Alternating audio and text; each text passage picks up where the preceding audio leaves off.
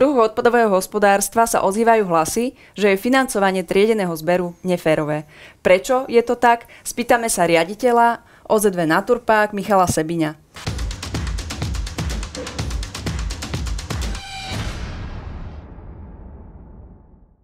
Michal, v Naturpáku pracuješ už takmer 16 rokov. Ako sa financovanie triedeného zberu počas týchto rokov zmenilo? No samozrejme, za tých 16 rokov sa zmenilo zásadne. V podstate do roku 2015, do roku 2016 nefungovala rozšírená zodpovednosť výrobcov v pravom slova zmysle. Namiesto OZVčiek fungovali oprávnené organizácie a namiesto výrobcov tu boli povinné osoby. A systém teda nefinancovali všetky náklady na triedený zber, ale iba akýsi príspevok, akúsi dotáciu triedenému zberu. Popri tom fungoval ešte recyklačný fond, ktorý takisto prispieval obciam na triedený zber. To znamená, tieto náklady sa skladali ako keby z dvoch zdrojov, ale v žiadnom prípade vlastne nepokrývali komplet všetky náklady, ktoré súviseli s triedeným zberom, dotriedením odpadu a jeho recykláciou. Toto sa zmenilo v roku 2016. Od 1.7.2016 funguje tzv. Rozšírená zodpovednosť výrobcov. Tá funguje nielen pre obaly a neobalové výrobky, o ktorých sa teda dneska rozprávame, ale aj pre elektrozariadenia, batérie, pneumatiky a staré vozidlá. A práve pre obaly a neobaly alebo neobalové výrobky bol tento systém zavedený ako tzv. Full cost systém. To znamená, výrobcovia hradia všetky náklady, ktoré súvisia s triedeným zberom. Tak kde je potom problém, keď ho tak to znie, že ten systém bol vymyslený tým spôsobom, že by mohol fungovať, veď výrobcovia hradia ten triedený zber, obyvatelia už nie, obce nemajú problém. Čo sa deje? Ten problém je asi vieme nájsť v detailoch, lebo rozšírená zodpovednosť výrobcov ako taká je absolútne štandardný nástroj, ktorý funguje vo všetkých európskych krajinách, aj teda mimo Európsku úniu, ale je to teda systém, ktorý vychádza priamo z európskych smerníc.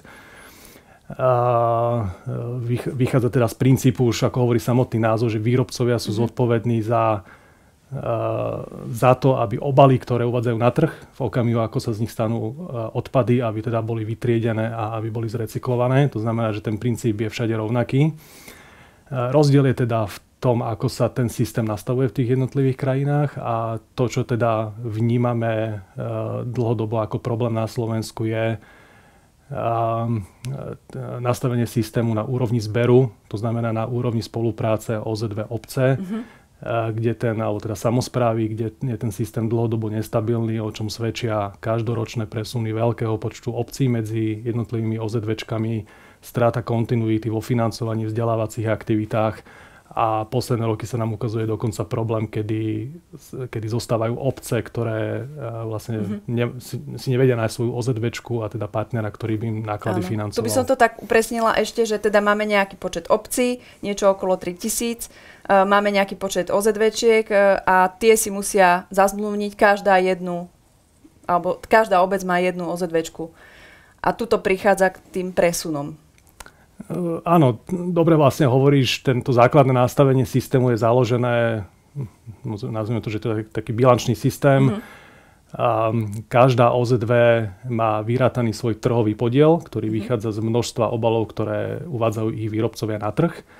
A následne na základe tohto trhového podielu si musia zazmluviť určitý podiel obyvateľov na Slovensku, to znamená určitý podiel obcí, v ktorých títo obyvateľia žijú.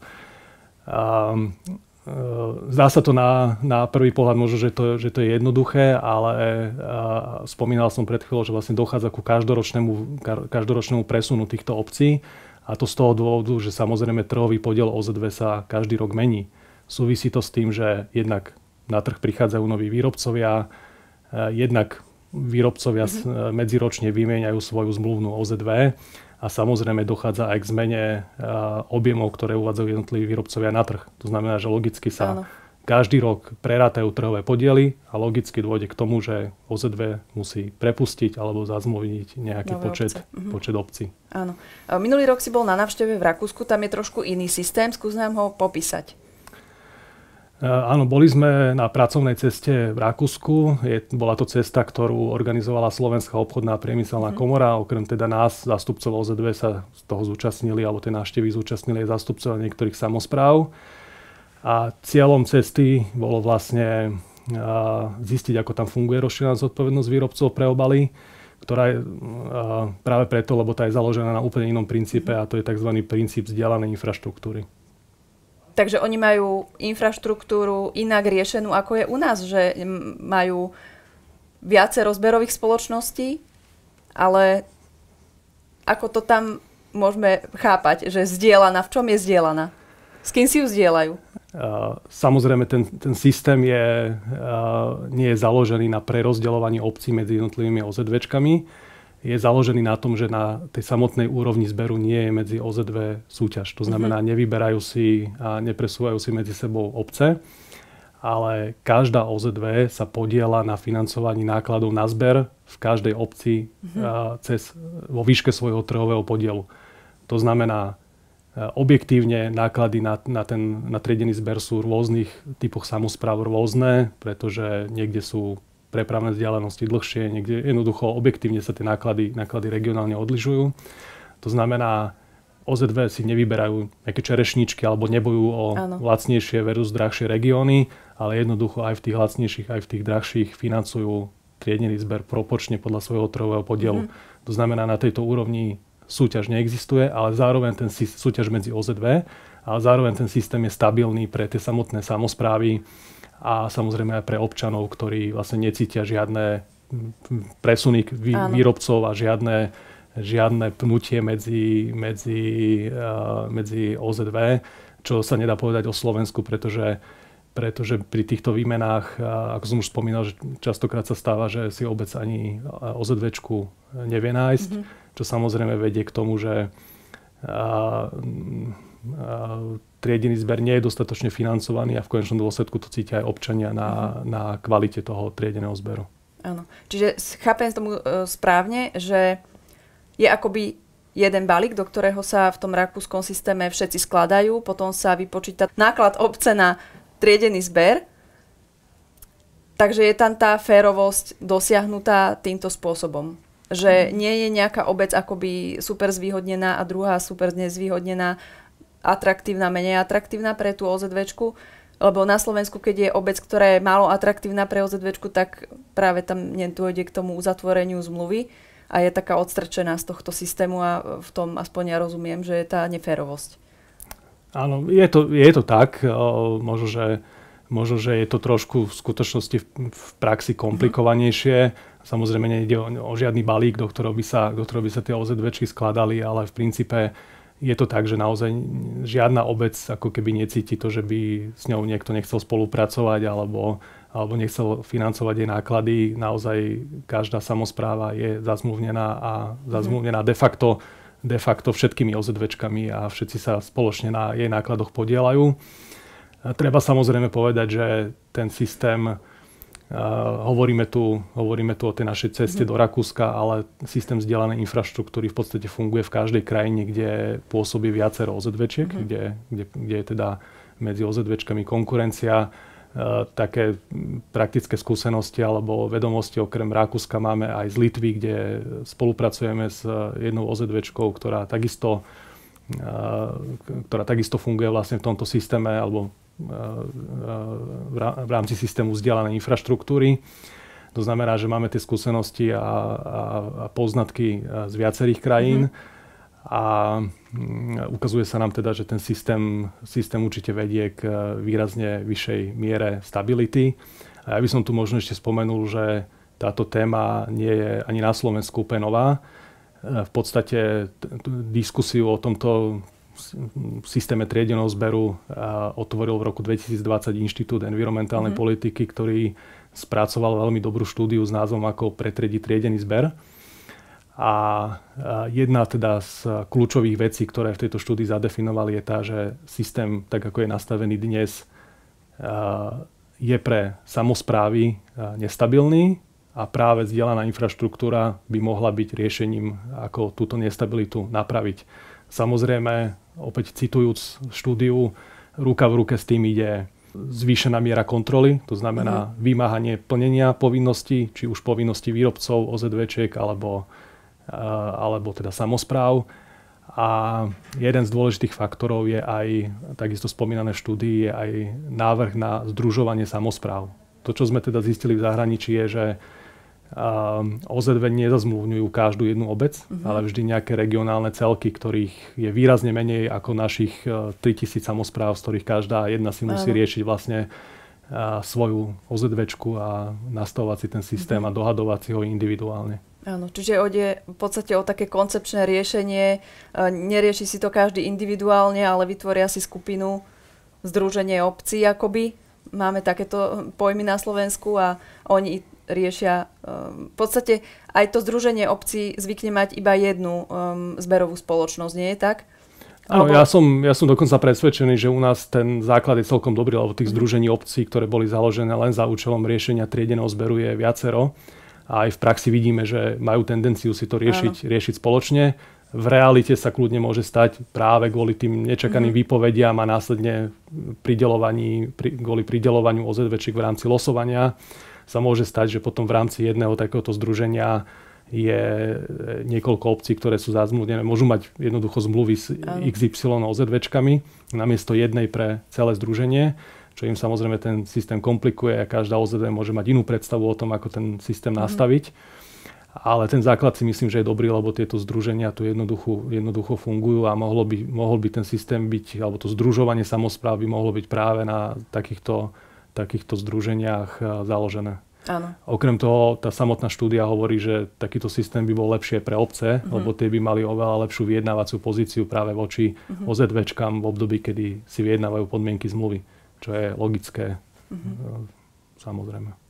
Takže sme si v podstate porovnali oba systémy, ten, čo máme teraz a ten, čo by mohol teoreticky byť. A to je aj taká moja otázka, z tvojho pohľadu by mohlo prísť k tomu, že by sa zmenil dnešný systém financovania na, nehovorím, že úplne totožný, ktorý poznáme zo zahraničia, ale že by sa nejako moduloval, že by sa niečo upravilo a bolo by to férovejšie voči obciam? Tak samozrejme mohol. Je to každopádne vec, ktorú nedokážeme zmeniť my ako OZV. Je to podnet alebo niečo, čo samozrejme musí prebehnúť na úrovni ministerstva a musí sa to dostať do legislatívy. Ja som presvedčený, že to urobiť ide.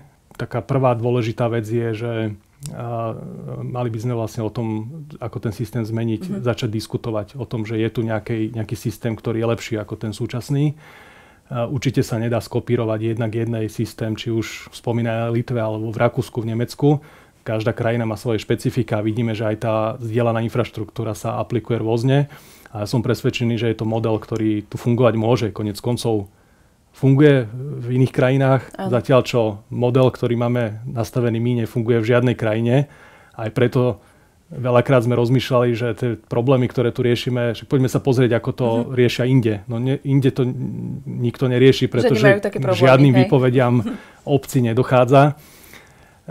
Takže toto je z môjho pohľadu dôležité, aby sa tá diskusia vôbec otvorila.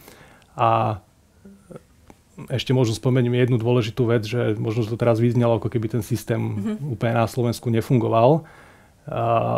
Keď sa pozrieme na čísla, tak funguje relatívne dobre. Práve nedávno vyšla aj správa o stave životného prostredia za rok 2021, z ktorej vyšlo, že vlastne už dnes, čo sa týka odpadov z obalov, tak už dnes plníme ciele pre rok 2025. Tá úroveň recyklácie je na úrovni cez 70%. Prešvihli sme sa konečne aj cez 50% pri recyklácii komunálneho odpadu. A takisto aj čísla Eurostatu ukazujú, že patríme skôr medzi tie lepšie krajiny, čo sa týka dosahovania cieľov pri recyklácii odpadov z obalov. A samozrejme, ciele stále rastú. V súčasnosti sa dokonca prekopáva obalová legislatíva európska. Čaká nás nové nariadenie a preto je škoda, aby sme zostali zaseknutí na tom, že na celý ten systém budú doplácať akurát samosprávy a ten systém na tej úrovni zberu nebude jednoducho funkčný, bude nestabilný a bude stále spôsobovať chaos v v takej miere. A takú neistotu každoročnú tých obcí, že či uzavrú, či nedostanú výpoveď a či im bude mať kto financovať vlastne ten triedený zber, áno. Tak a možno, že ešte spomeniem jednu vec, keďže tento problém toho presunu obcí nie je nový, dokonca v minulosti pred rokom 2020 dochádzalo k presunu, myslím, že na najhoršom roku okolo 400 obcí medziročne, čo je každá 8. obec.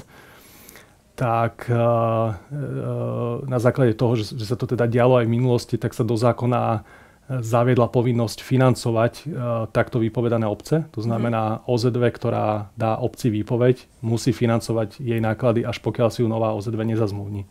V roku 2022 sa prvýkrát stalo, že zostali obce, ktoré si naozaj žiadna OZVčka nezazmluvnila. Financovala ich tá pôvodná stará OZV, ktorá samozrejme už nemá na tieto náklady krytie. To znamená, financovali tieto náklady výrobcovia, ktorí ich financovať nemali za niekoho iného. To znamená, úplne nad rámec v podstate. Presne tak, nad rámec svojich povinností. To znamená, že kým na jednej strane hovorím, že ten systém je nespravodlivý na tej úrovni spolupráce OZV, samospráva a nestabilný, tak kým tu je nestabilný, tak na tej strane OZV výrobca, ktorý financuje niečo, čo už financovať nemá za niekoho iného, tak je určite nespravodlivý a myslím si, že tá vzdelaná infraštruktúra by bola spravodlivejšia aj pre výrobcov, aj pre samosprávy a zberové spoločnosti. Takže takto bola popísaná vlastne dokonale tá labilita celého systému a neosvedčilo sa to v podstate od toho 2016. Máme plných 6 rokov, ktoré prebiehajú v tomto režime. Ja by som povedal, nepoužil slovo, že sa neosvedčilo. Určite sa systém ako taký osvedčil. Dokonca dobrým signálom je, že teraz pribúdajú aj nové komodity, ako napríklad textil, kde by sa mal nejaký systém nastaviť od budúceho roka.